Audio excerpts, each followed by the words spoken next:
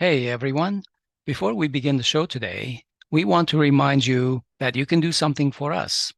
You can subscribe to our YouTube channel and follow us on Twitter. If you're on Instagram or Threads, follow us there too and tell your friends. On YouTube, our channel is at Groong. On Twitter, we're at Groong. On Instagram and Threads, I think we are at ANN Groong.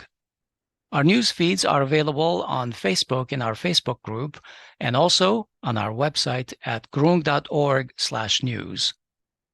Okay, we don't want to go on forever here. We don't do pledge weeks or ask for money. So just subscribe and follow us and stuff.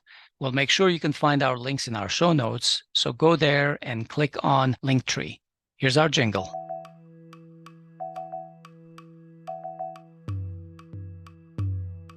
Hello and welcome to the Armenian News Network, Groong Week in Review. This show was recorded on October 22, 2023. I'm Asbed Bedrossian. And this is Hovik Manucharyan. And here are the major topics we'll touch on today. Artsakh President Samvel Shahramanyan met with angry protesters who were demanding to know what the future held for over 100,000 refugees in Armenia, and also for the Republic of Artsakh, and why the government of Armenia is not giving them the time of day. Then we're going to discuss the Israeli-Palestinian conflict raging in Gaza because it may have some serious repercussions for the South Caucasus. Now, to talk about these issues, we have with us Yeghia Tashjian, who is a regional analyst and researcher based in Beirut, with expertise in China's geopolitical and energy security interests in Iran and the Persian Gulf. Currently, he is an instructor in international affairs at the American University of Science and Technology. He is also senior research assistant at the Sam Fares Institute for Public Policy and International Affairs at the American University of Beirut. Hello and welcome, Yeghia. It's a great pleasure to have you on board. Good evening, Yeghia. Hello, Asbed. Hello, Hovik. Yeghia, since you're talking to us from Lebanon, which is, a little bit in our focus right now, tell us how you're doing. How's everything there? Just in a few sentences, if you can. Yeah, for now, Beirut is stable. It's not threatened, but the south, of course, there is stability. There are border clashes, bombing. Hezbollah and Palestinian organizations are bombing Israeli positions, and Israel is also bombing Hezbollah's position in the south. Yeah, we'll cover that probably a little bit later. But the first topic that we want to talk about is Artsakh. So let's get right to it. During this past week, the president of Artsakh, Samvel Shahramanyan, met with a large group of protesters in a public meeting to address the rising frustration of not only his refugee people in Armenia, but also Armenian citizens. People seem to have a lot of questions, ranging from the social status of over 100,000 people who fled Artsakh to Armenia, to their right of return, and concerns about the political future of the Artsakh Republic. They were asking why he signed that statement on the dissolution, which many claim is illegal. First, just personally as Hovik, I want to say that I have a lot of questions why a certain group of people of Artsakhtsis are demanding this from the government of Artsakh, whose funds have actually been frozen by Yerevan. But that's beside the point for now. I want to talk about Shahramanyan's answers to these people, which was, by the way, his chief of staff also got beat up by this crowd, or at least a segment of the crowd. But Shahraman did not give a lot of answers, actually. He just promised that he would answer publicly in the near future. He said he has an interview on public TV. But one of the statements he said was, quote, "I have a lot to tell you, but what I have to say contains great dangers for the future fate of both Armenia and Artsakh. We're all in a very difficult situation. We are in an extremely difficult situation," unquote. So, Yeghia, what do you think are the dangers that Shahramanyan is referring to? There is apparently a lot to take from that response. What is he talking about? Do you have any information that you could sort of add to this? Yeah, thank you, Obik. First, we'll start at least, let's say, from the leadership change that happened in Artsakh at least 2 months ago, resignation of Arayik Harutyunyan, and so on. There was a lot of optimism, actually, in Artsakh and some circles in Armenia that we pushed Arayik Harutyunyan and we brought people to some extent close to Russia. And thinking that actually the Russians would protect us and they will have more leverage and so on. But this was, to some extent, was a mistake. because starting the last years, and if we try to analyze the North-South connectivity, Azerbaijan's geopolitical and geoeconomic importance and significance for Russia was increasing compared to Armenia, which honestly has no any value. The only value now Armenia has to Russia is the Syunik and the opening communication channels through Syunik. Otherwise, there is no value of Armenia. While Azerbaijan's value was increasing for both Iran and Russia. And this is why Iranians were like very they were trying to control their anger against Azerbaijan because, again, Azerbaijan was the only gateway to Russia via its railways. So this was something like it seems that the leaders in or the former president in Artsakh they miscalculated about it. Second, if you remember, that was published in the Politico that almost 2 days before the military operation, which started in September 19, there was a secret meeting in Istanbul with representatives from Russia, EU, and also US.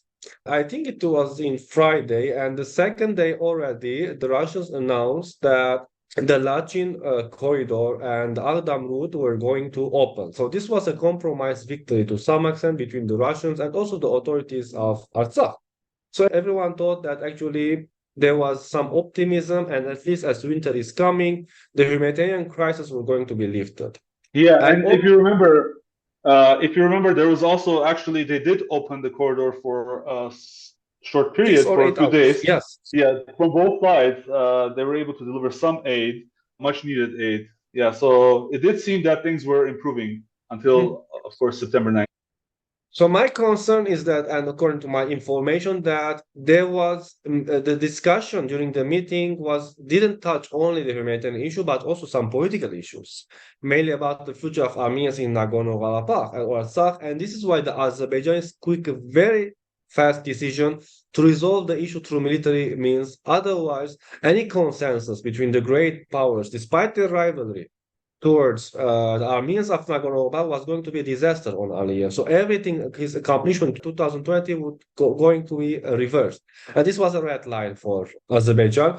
And this is why also the Russians, they had a passive because they didn't have the arms and the means to protect. And eventually, let's be very honest, I'm not defending the Russians.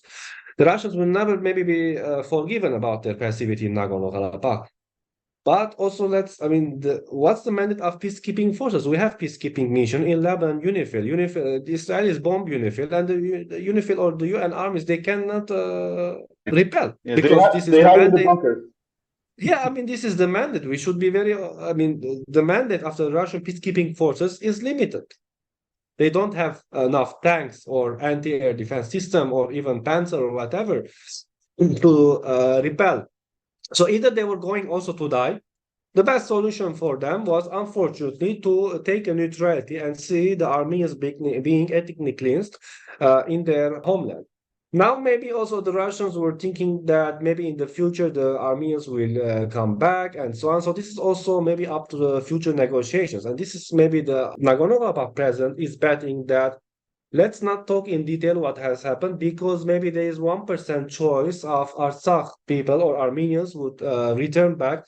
But also here there's another problem that these people will return as what? As Azerbaijanis.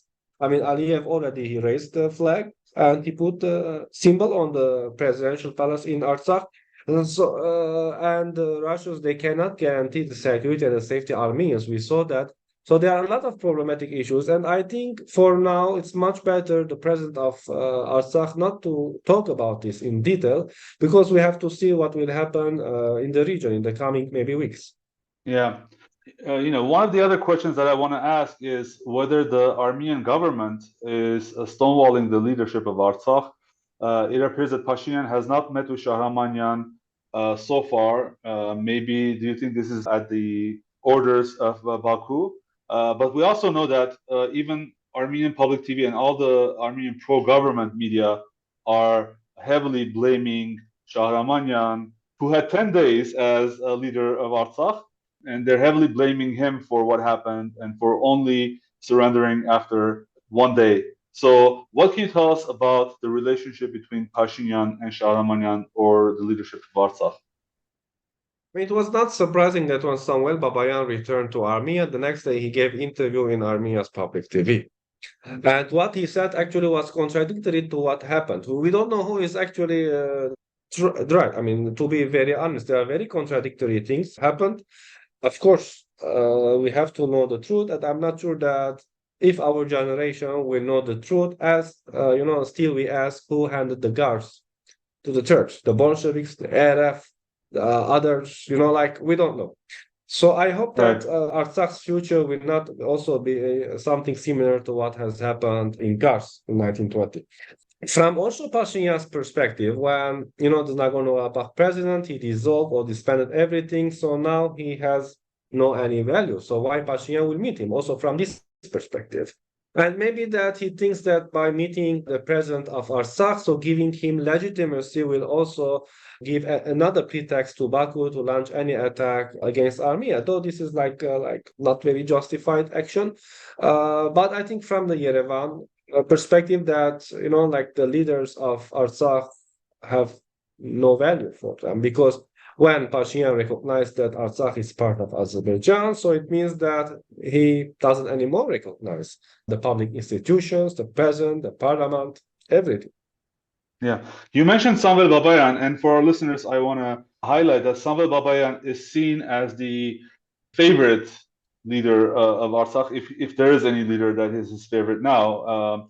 Babayan, the interview that you mentioned, during that interview, Babayan said that he was leading his own negotiations in parallel with the government of Azerbaijan. And later on, we learned that actually those people who support Babayan and Babayan himself were apparently negotiating for a status of autonomy within Artsakh, or at least that they claim that. But I want to ask, Aliyev basically sent home the president of the U.S., sent home Putin, told everyone to fuck off about the status of Artsakh. And now here's Samvel Babayan, and Samvel Babayan is able to negotiate a status of autonomy. Yeah. This is, I guess, what you mean by, there are going to be a lot of questions, and we don't know and what most to believe, important thing, he said autonomy based on 4,400 kilometers square, which includes Shushi and Hadrut.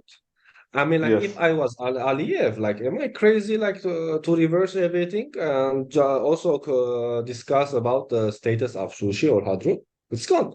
And most importantly, what Samvel Babayan represents to Aliyev? Nothing. I mean, if there are negotiations or back channels, at least he should have published them, make them public. Yes. He talked about things that I was like, wow, this is very optimistic.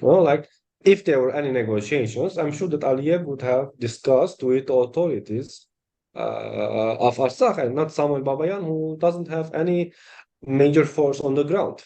Yes. He has his party was a second major parliamentary force, but exactly, he doesn't have any executive leverage. So on the question of the legality of what Shahramanyan signed, it did appear, and there are a lot of experts who say that what he signed was under duress. But the document, at least in full, has not been seen publicly. And if we've seen anything, it's only, I guess, segments of the document. Mm-hmm. Do you know more about what Shahramanyan signed? And also, if anything that he signed was under the threat of force or under duress, what are the legal? I mean, I don't know how much international law is worth today, but what are the legal remedies to that situation? Definitely, international law says that if a treaty or agreement is signed under force, it should not be taken seriously, so on and so on, all these details. So the main things that we know about the decree is that the first was to dissolve all the state institutions and organizations until January 1, 2024. And second, also regarding the population of Artsakh, including those outside the republic, that they shall familiarize themselves with the conditions of reintegrations in Azerbaijan according to the constitution and so on. So this was the only few sentences that we know. The issue is that, as you said, that it was not publicized. And also, maybe from Azerbaijan perspective, if they had signed any document with the authorities of Artsakh, means that they were legitimizing these authorities. So I don't think that this agreement was signed. It was an oral agreement, maybe, through indirect negotiations first and then direct negotiations between the authorities of Artsakh and Azerbaijan. So I don't think there was any written agreement, because from Azerbaijani perspective, it means that literally they are legitimizing a body or a sovereignty of Artsakh, which of course does not suit the interest of Baku in this case. Yeah. And regarding the international law, well, the problem is that if I'm not sure, I'm not international law expert, but when it comes to whether non-state actor or state that has not been recognized by any party, so how such authority is recognized also by the international law. This is also something that we have to research. I'm not expert in this issue. But at least what I can call is that this was a mistake, or at least dissolving the state institutions, because I mean, when I was researching the examples of the Polish example, the Irish example about government in exile, we still have at least 1% hope. Yeah. Speaking of the international community area, the world governments are saying that Artsakhtzi's right of return must be guaranteed. Like, for example, Kerry Kavanagh, the former U.S. co-chair of the OSCE Minsk group, recently said that Artsakh conflict will not be over even if the entire population flees to Armenia. Of course, that has already happened. We've also heard both from Russia and the US saying that this conflict is not over. Not to mention every analyst that we've talked to since the depopulation in September. So while Aliyev was raising the Azeri flag in Stepanakert last weekend and telling everyone that he has resolved the Artsakh conflict, we are left trying to understand how these major powers don't see the conflict as resolved. Can you explain these conflicting perspectives? What are they thinking? This depends on Yerevan. If Yerevan says that Nagorno-Karabakh issue has been done, finished, then it is finished. I mean, let's go back to history and also take some lessons from our own history. Like, we know what happened in the Treaty of Sèvres, and later we know what happened in the Treaty of Moscow or Lausanne. When the great powers, they said that the issue of Western Armenians is done, it is done. Well, we are waiting for almost a century and we are waiting for justice. I have a big concern that Artsakh would have the similar fate of Western Armenia, because we are going toward this path. Today, if war happens, to be very honest, whether Pashinyan or someone else or the opposition or the Askayin Gomide, whatever these songs that they are singing, it will not change the military balance of power on the ground. And the Russians will not help us, because now for them, Azerbaijan is more important. For the Russians, at least now to preserve status quo and bring back some few thousand Armenians back to Nagorno-Karabakh, the least they can do is that, okay, guys, you have to take the Azerbaijani citizenship because there is no other choice. And I'm not sure that under these conditions, any Armenian can return. I mean, at international mechanism, who will guarantee? The European Union, the Americans.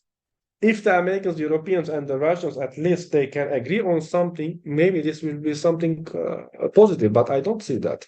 Mm-hmm. Because the Russians, even the Iranians, they don't want to see any Western intervention in South Caucasus. This is why the Iranians actually proposed the 3+3 format, and it seems that a meeting will be organized in the coming hours or days. So I don't see... Has Georgia accepted to participate?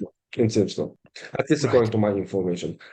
So the issue is that to guarantee any international mechanism or the safety and the security of Armenians, maybe a new format should be established or something. But again, let's view from the Azerbaijani perspective. Imagine that you are Aliyev, you engage in a military operation, a successful one, in 24 hours. You force the authorities in Artsakh to literally capitulate. And then after a few months, you are now negotiating to revising the status quo of after September 19. Why? If you want everything. So now Aliyev's aim actually is to push the Russians out. So he doesn't want to see the Armenians to return back, maybe a few hundred Armenians, just to please the Westerners and the international community. You look, guys, few Armenians are here. We have an Armenian minority, and this will also legitimize his so-called multicultural state. This is what Aliyev, because he views the Armenians of Nagorno-Karabakh under any international or Russian mechanism as a threat for his legitimacy and for his also power. So now his aim is to kick the Russians from the region. And it seems that Yerevan is also in this game. So it seems, if I understand correctly, the international community, if I could use that, well, let's be specific, like, EU leaders, US leaders, they say that the right of return must be guaranteed, but no teeth to that statement, no threat of sanctions, no acknowledgement of ethnic cleansing even, just blanket statements. And you're saying that basically Azerbaijan has too many cards in its hands right now for anyone to show any teeth to them.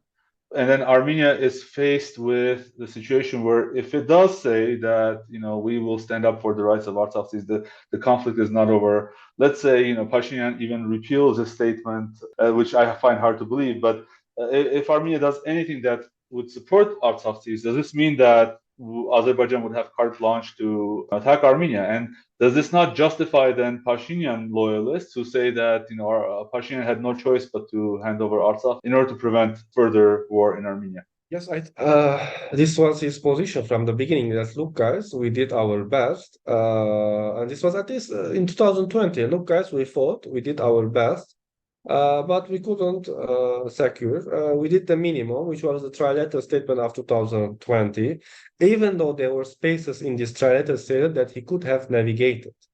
The status of Artsakh was not resolved, and even Vladimir Putin, Russia's president, he said clearly that the status of Artsakh was not resolved. Of course, it doesn't mean that Armenia's recognition in Prague, it means that the Russians were going to have a passive position there, but there are national security interests, national interests, economic interests, which are, of course, above Armenia. And we failed to navigate, especially within this global and regional rivalry between the West and Russia. We paid the price, actually, after Ukraine war. Now, let's go to the issue of government in exile. You've actually written about this. There is talk about forming a government in exile. I believe the legal steps for this are for Shahramanyan to renounce his statement, take it back, or maybe even for the parliament to meet somewhere, for the parliament of Artsakh to submit the statements for the Constitutional Court in Artsakh, and then for the Constitutional Court in Artsakh to find the statement to be in violation of the Constitution. That would basically initiate the steps for maybe the creation of a government in exile. What do you think about this idea? There are some who say it should be a full-fledged government with funds and with all the branches working as before. There are others who say that it should be a minimalist approach, just enough to keep the lights on in terms of representing the voice of Artsakhtsis while in exile. What form do you think this government should take, and any other ideas that you may have that you want to share? Yes, so basically I wrote something about this, though I'm not an international expert, but at least based on some experience of the Polish experience, the Palestinian, the Irish, and so on. So based on international law, sometimes, based on, of course, historical practices, also does not prevent and even acknowledge that a government in exile may undertake certain obligations. For example, becoming a party in bilateral or international treaty, amending or revising its own constitution, of course, retaining or obtaining diplomatic recognition by states, and most importantly, holding representative elections. And this is very important, and also allowing the formation of organizations and political parties. So given the status quo also in Yerevan and Yerevan attitude towards Artsakh, so I came to this proposal that, okay, let's have two bodies. First, the political body and the socio-economic body.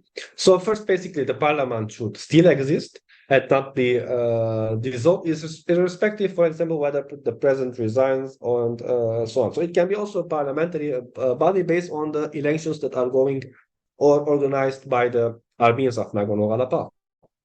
So the socio-economic body that can be based in Armenia, actually, the main aim is actually to meet with the UN agencies, the Red Cross, and other humanitarian agencies in order to get funding for relocation, education, health issue, and so on, and maybe issuing an identity card. Even though Armenians of Nagorno has their Armenian passport, but issue maybe some identity card. And the second, now the major issue is the political. The political body will literally be burdened on Yerevan, given today Yerevan's attitude towards the issue. So the proposal was actually to, if we are going to have this political body in Russia or Europe or West, then it will be used as a tool or a proxy by these great powers. So the good scenario would actually be in the Middle East, because the Middle East is one of those regions close to Armenia and Artsakh. And why Lebanon? Because Lebanon, we have organized institutions compared to Syria, Iraq, Iran, and any other countries. But I'm not sure that if the Lebanese Armenian institutions will be able to actually lobby for this body, and this body will have also extent of diplomatic networks with the Russians, the Iranians, the Americans, the Europeans, because in Lebanon, I'm sure that in Lebanon, neither the American or the Russian embassy will be closed in the near future, because for them, Lebanon is an important country. So this can be an advantage. However, still, I'm not sure. The problem is that the bodies and the authorities of Nagorno-Karabakh should be convinced of this. Not a single political party in the diaspora can do it. And also the people of Artsakh, the Armenians of Artsakh, should be convinced of this. They should never give up.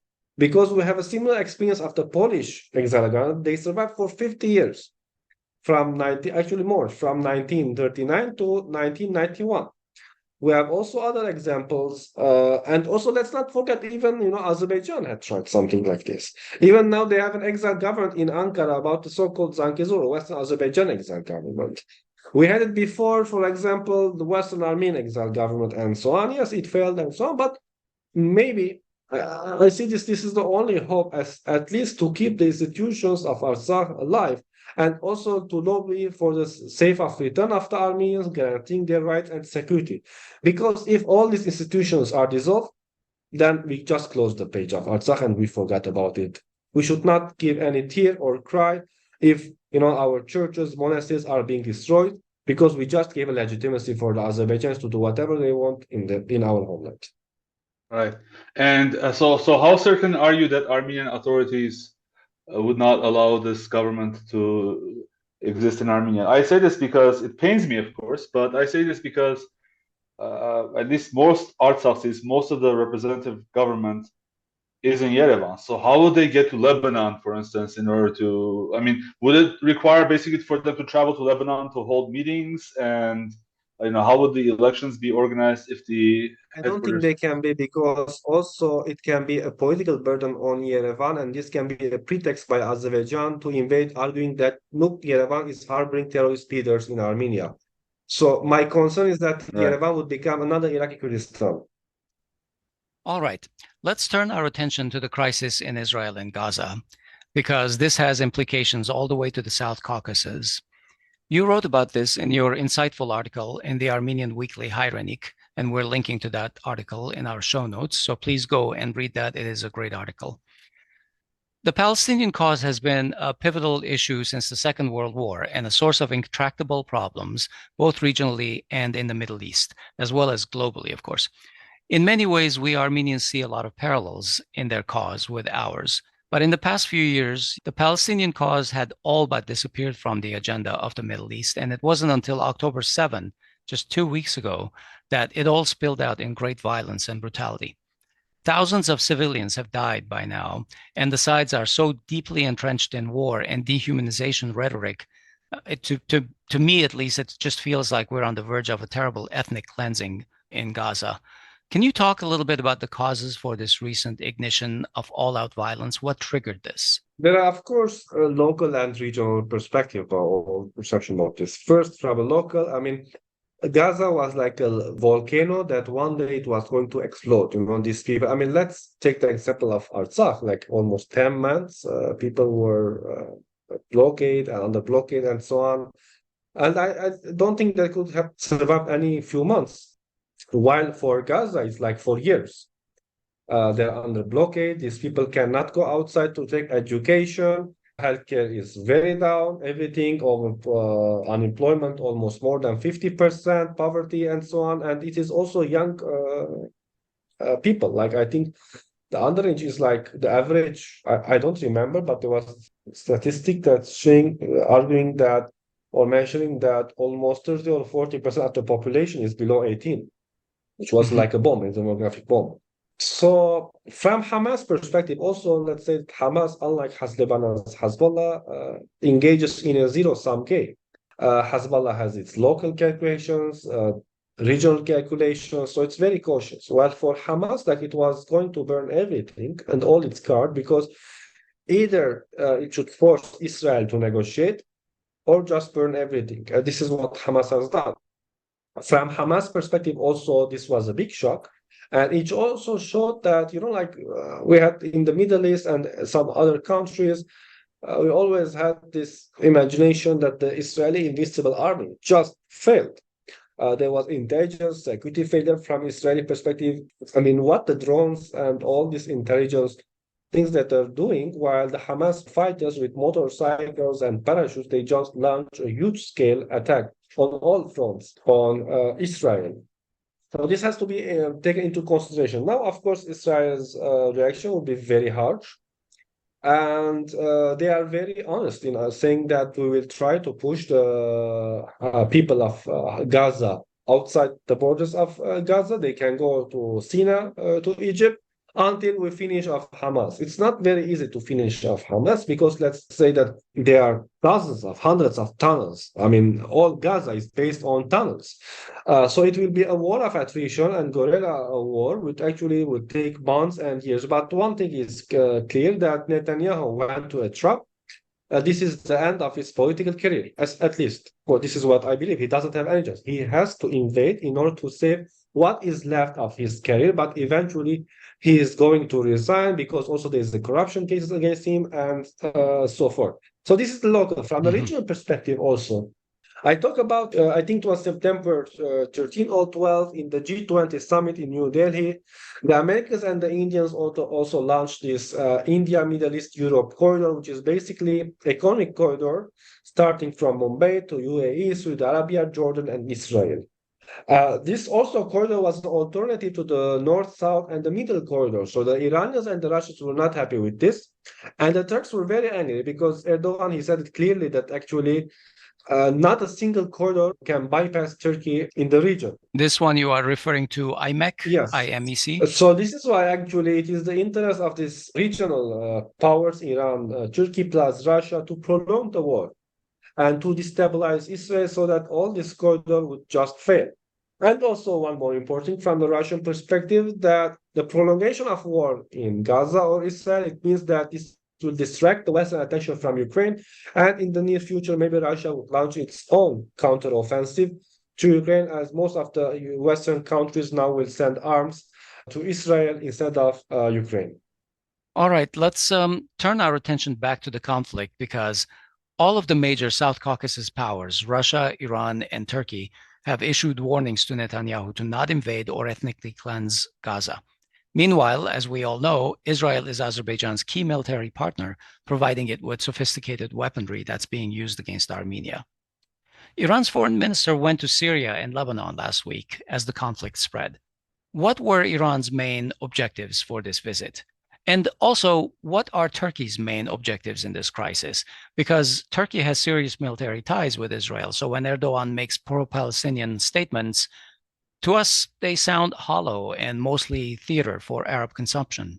I will not be surprised because, now the main ally of Hamas in the region is Iran. So Turkey wants to play this role and also mobilize the Islamists, because also Hamas is part of the Muslim Brotherhood network, which is also where AKP also is in it. So Erdogan wants to bring back Hamas to the Muslim Brotherhood arena instead of going pushing Hamas to the Iranians. So this is from at least Turkey's calculations. From South Caucasus also, the impact of this war also, we can have two arguments. First, Azerbaijan will fear to launch any military escalation on Armenia, fearing that Israel is in no position to help or supply Azerbaijan. So this is why the Azerbaijanis will be cautious. And also Iranians did their best in order to, if we remember also, Iran and Azerbaijan signed this alternative corridor thing. So the Iranians are trying to neutralize the Israeli influence, because any new war in the region, it means it will bring back the Israeli or the Western influence there. So this is why the Iranians also propose the 3+3 format in order to keep the status quo and increase the Russian and the Iranian influence at the expense of the West. However, there is another argument would say that no, Azerbaijan will go for a new military escalation to force Armenia to sign agreement when it comes to the so-called Zangezur corridor, because maybe in the future it will not have another chance. So this is the only chance, because in the future maybe the war will be prolonged, and not a single whether Turkey or Azerbaijan or Israel will not be in any position to help Baku. So it's much better to do it now very quickly. And Armenia is weak. Still, the French weapons didn't arrive. So this is now the moment. So there are these two arguments. And now taking into consideration that there are military drills exercises between Azerbaijan and Turkey, hopefully Azerbaijan will not engage in a new military escalation in the region, given the fact that also that Iran is also distracted and is giving more attention to the developments in Gaza. Right. There seem to be some military drills between Turkey and Azerbaijan, I think in about 2 or 3 days. I think it was like October 24th they start. So here you have been talking a lot about the trade routes, the east-west and the north-south trade routes.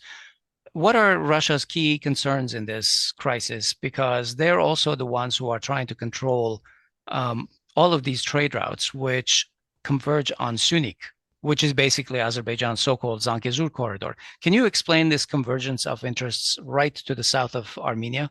Yes. So basically, when it comes to the north-south corridor, the Russians have the leverage, and almost it is accomplished. There is only a few small section between Azerbaijan and Iran when it comes to the railway connection. So basically, from the Russian perspective, is that okay? We are controlling the north-south corridor, and now we want to control the middle corridor, which starts from China to Central Asia, Azerbaijan. Instead of Georgia, much better to go via Armenia, because also Russia controls the railways in Armenia, based, I think it was given to the Russians during Kochalian's period. So basically, and then to Turkey and Europe. So basically, the Russians not only are going to control the north-south route, but also the middle corridor, which is basically between China and Europe. So Russia's geo-economic importance in the region will increase, because if any trade will happen between China and the West, then both should seek Russia's help. This is Russia's main aim. And I mean, eventually, to be very honest and to talk very realistic, even though this is very painful for us, the routes in Syunik will be opened. There is no other alternative. Whether you have to give to Turkey or to Russia, this is up to Armenia to decide.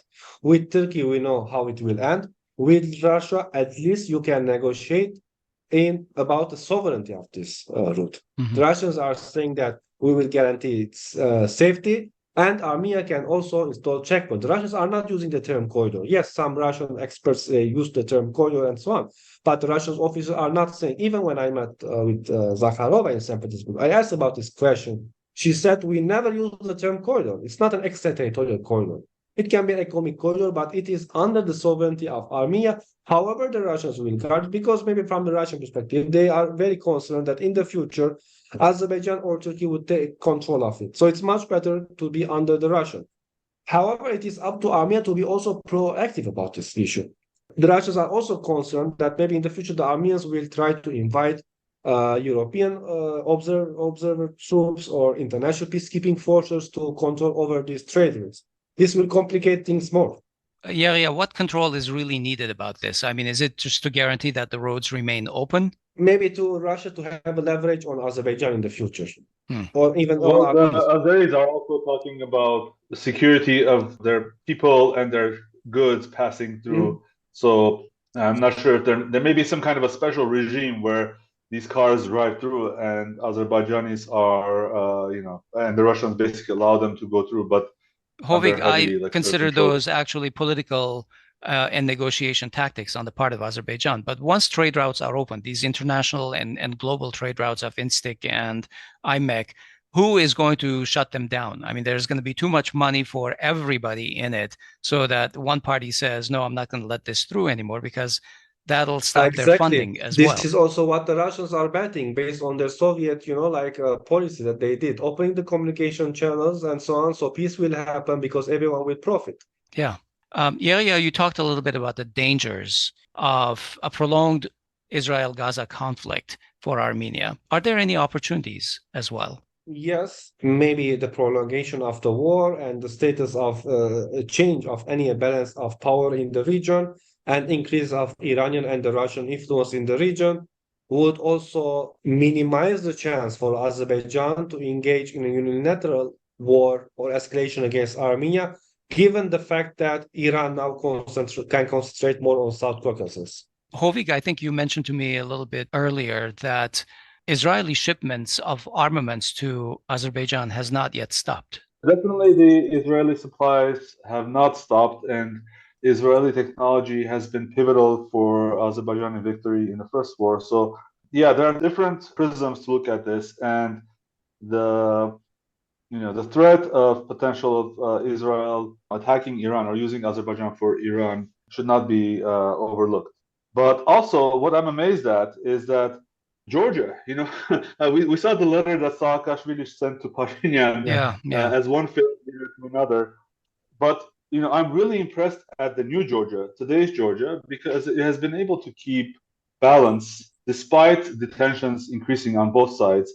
So actually, I wanted to ask our guest, Yeghia, why can't Armenia try to keep balance instead of trying to invite one side or the other, or trying to take sides when we don't know who will win? It seems like Georgia is able to do it, so why can't Armenia do it? I don't know, maybe if one day I can interview Pashinyan, I can ask him about this. I wish Yeah. can be a bridge between the East and the West instead of taking extreme sides. I always say that given the history of South Caucasus, Russia's influence, Iran, Turkey, they will be there. Turkey will not be erased from the map, nor Iran or Russia. So we have to navigate between all these three. We know what we have with Turkey. However, it is also our neighbor. At least we have to minimize the tension. But let's go back from 2018 and 2020. We did everything, even when the Davos clashes happened in July.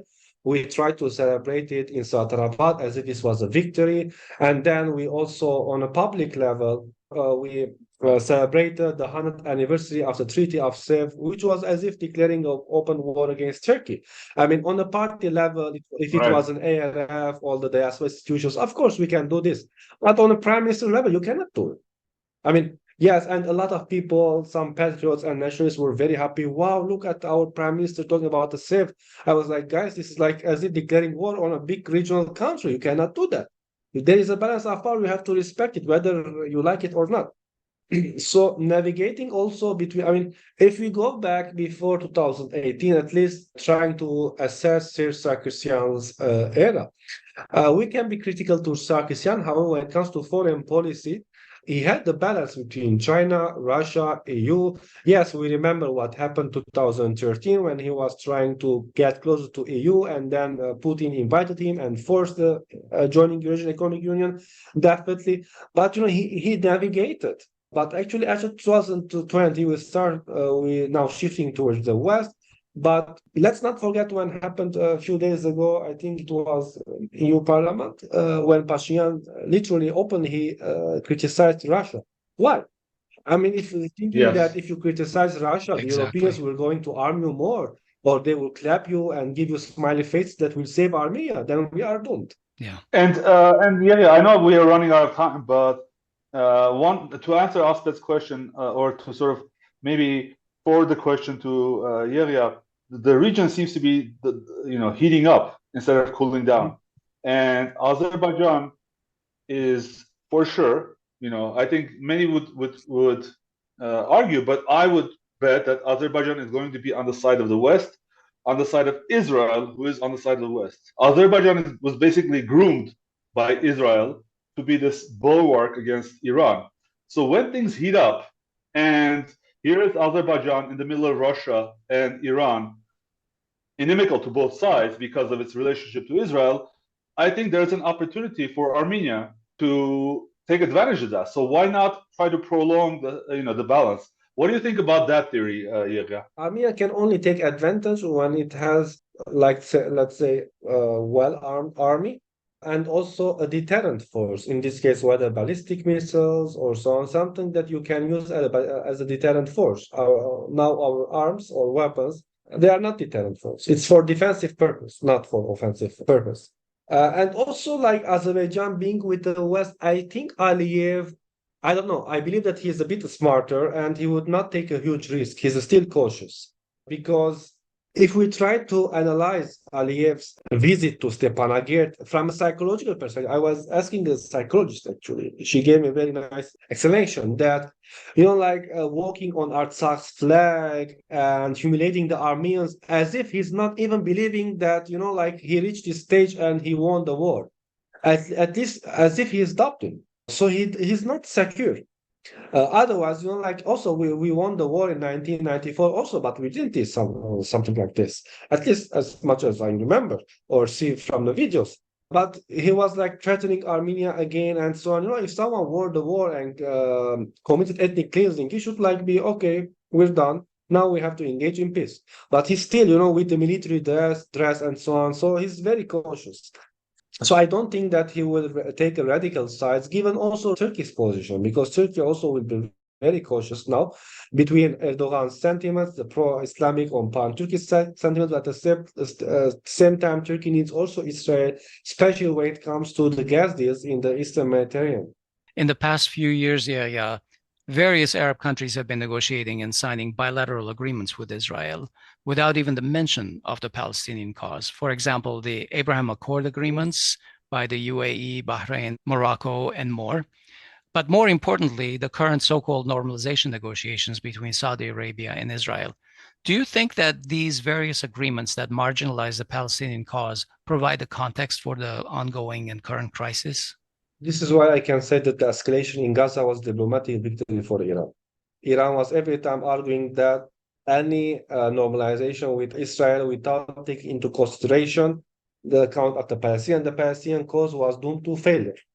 And it seems it helped because Saudi Arabia, which was engaging in a dialogue with Israel, it held the dialogue.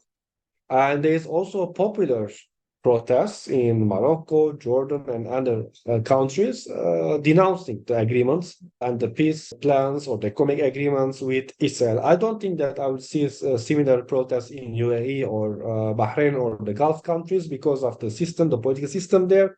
But I would definitely see a popular protest escalating and even violence against maybe Israeli or American targets or companies there. So this is why normalization with Israel, without taking into consideration the status in Palestine, what was a wrong step by most of the Arab countries in the region. And now with the escalation in Gaza, actually, they are unable to balance between the current reality there and also their economic interest with Israel. A few months ago, when Saudi Arabia signed a surprise thaw with Iran that was mediated by China, does that agreement somehow shift the balance of power in the Middle East? To some extent, and even though a lot of experts were discussing that maybe we're going to see the fruit of this agreement in Yemen, however, it seems it will take some time.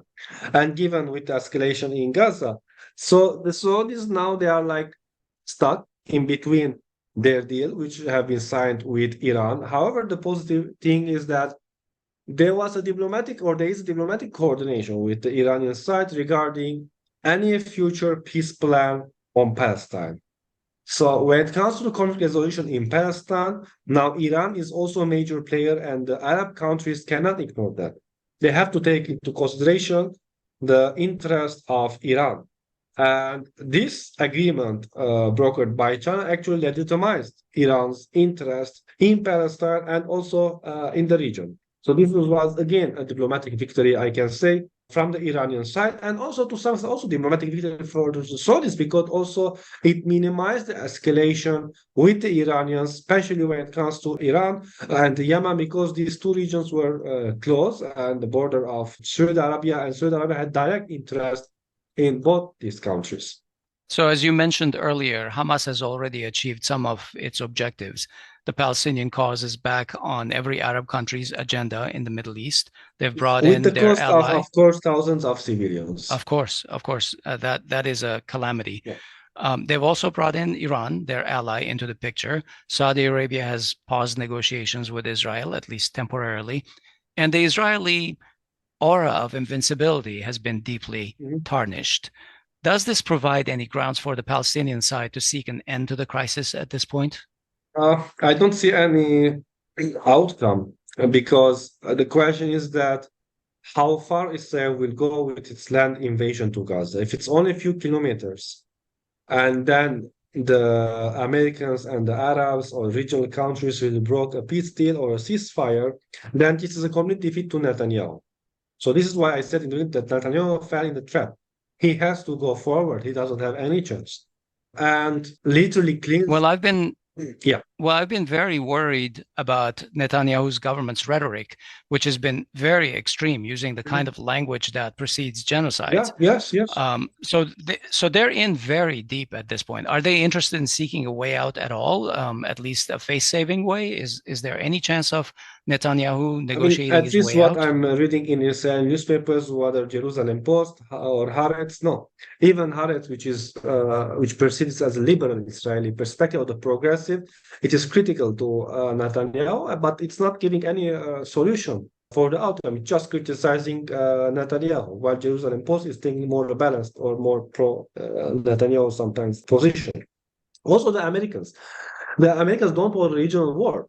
So it is very important that if Netanyahu's main target or objective is to cleanse Hamas in Gaza and maybe ethnically cleanse the Palestinians, the American objective is actually to replace Hamas with the Palestinian Authority, which is based in West Bank.